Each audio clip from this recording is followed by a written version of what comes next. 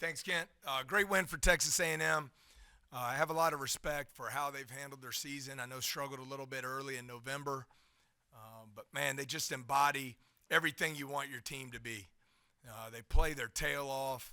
They're physical. They're tough. They're connected. They play for each other. Every player on their team is a star in their role, and you just have a lot of respect for that. The first half obviously is incredibly disappointing. I just don't understand not coming out ready to play. I thought we missed some easy ones there early around the basket. We missed the layup. We missed a couple threes, and we let that dictate our defensive energy, intensity, and attention to detail, and they just carved us up there. Obviously I'm not going to sit here about the second half. That's how you should play. I thought our guys came out and played with a lot of passion, energy, toughness. It was probably our most efficient offensive half of SEC play, but it's going to be hard to win when you don't give yourself a chance there in the first half.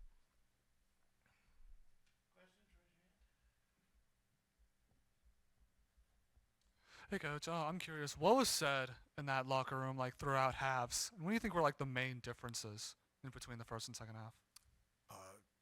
Energy, effort, toughness,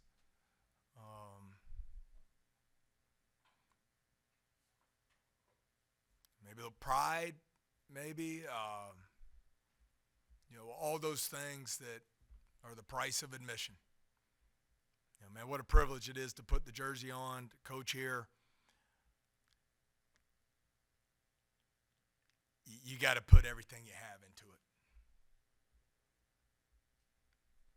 Yeah, I mean the second half there, it looked like the three freshmen really kind of sparked you guys kind of getting back into it a little bit. Just what did you make of how they played? Yeah, I've been really pleased with their progression here. I thought Tyrell played extremely hard, made a few mistakes on the defensive end. That's going to happen.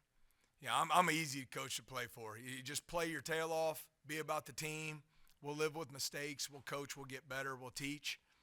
I think he did some really good things for us tonight and has really stepped forward there. Sean Phillips, I love his passion. He really cares. It means a lot to him. He's got a lot of growing and learning to do, but I know it means a lot to him. He really cares. And so I think when you have a guy there at 7 feet with his length and he can move, he'll just keep getting better and better. And then I thought Jalen came in, gets 5 rebounds, had a really nice drive and finish, and showed some emotion. I think those 3 continue to get better every time out. Yeah, Coach. Just what makes A&M such an effective offensive team? Because I mean, they've obviously been on a run throughout conference play after having not a good non-conference. Just what makes them tough to guard? I think it would allude to some of the things I said there in the open. I think everyone knows what their role is. They max out in those roles. I think the backcourt of Taylor and Radford, and I don't pay attention media-wise during the season, so I don't know how much attention they get, but I would think they have to be one of the most underrated backcourts in the country. I just think both are terrific. They get to the free throw line. I think coming in, both had between the two of them, almost 250 free throw attempts on the season. They get 18 tonight. They've cut down turnovers. They can really dominate you in the paint. And then as you see when they shoot it well like that from 3, really difficult matchup. Yeah, sorry, just a follow-up on the freshmen. Just those 3 are guys that you're hoping are foundational, I guess, for your program here in the first couple of years as you get started. Just how important is it that those guys are buying in and you are seeing that improvement from them? Yeah, Glenn, I think that's the number one most important thing for any player, regardless of age, experience, past successes, past disappointments, is to be bought in, to come in and work every day, to outwork the competition, to be focused on the process it takes to get better every day, film study, individual workouts, the weight room, nutrition, off-the-court decision-making, practice habits, energy, and effort that you display on the game floor. I think those are all the things that great players do. And so we'll continue to work to improve those and get those established throughout the program. I'm sorry? Yeah, just Oh, just I'm right sorry. here. No, you're fine. And just another quiet night for KJ, especially quiet tonight with the 5 points. So it hasn't been hard trying to get him involved, get him involved the last few games, or is it on him, or what's sort of going on there? Well, I think great credit to Texas A&M and the design of their defense. A lot of switching to deny. They come in double from the baseline side, and they're really good at it. They don't give you a lot of easy post touches. Then where we have had some success in our pick and pop game, we were able to get KJ a couple of them tonight. But they did a good job in their switch coverage there to take those away. And it really puts the pressure on when you drive the basketball against them. They do a good job converging. And you got to make that next extra pass. And it does lead to some open threes that you have to be able to step up and knock down to hopefully open up some more space for him in the post. In the first half, we were unable to knock those down. Is it puzzling that you have these halves where nobody really gets involved? I mean, you don't cover three-point shooters, you don't shoot the ball very well, then all of a sudden they feel like playing. And obviously your message has got them. Does it puzzle you a little bit? Like, I know we prepare these people. I know that we prepare them in practice. What happens?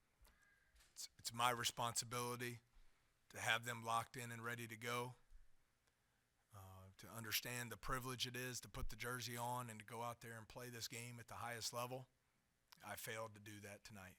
We did not come out with the energy and focus and attention to detail and the passion and emotion that is required when you're playing against one of the 20 best teams in America. Hey, Coach, I know we asked about it on Thursday, but Trey Hannibal moving forward, Georgia on Tuesday. Just any update on that? Yeah, Trey had a ankle sprain in Tuesday's practice. He has not practiced yet. I'm sure you saw on the bench tonight in the walking boot. He's doing his rehab around the clock, 3 and 4 times a day. We'll continue to reevaluate. I would say, if I had to give it a term, I would say questionable for Tuesday. But it is not a long-term deal. That was the initial fear. We're kind of in this day-to-day process of trying to get him back healthy. Anything else? Sheldon, you have anything?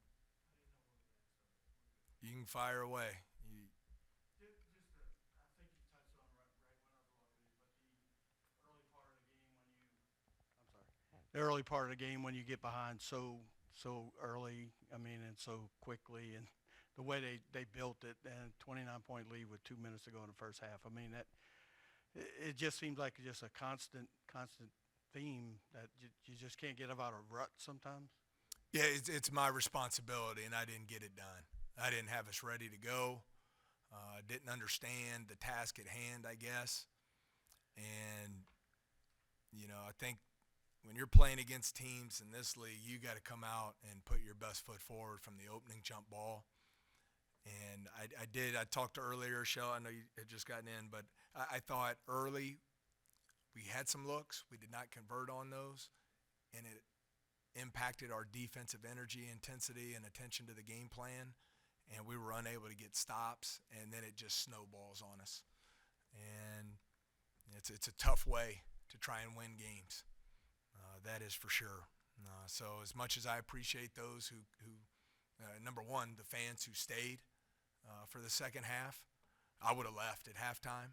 I appreciate the people who stayed, and I appreciate the effort and passion that the guys played with in the second half. It was probably our most efficient offensive half of basketball in SEC play.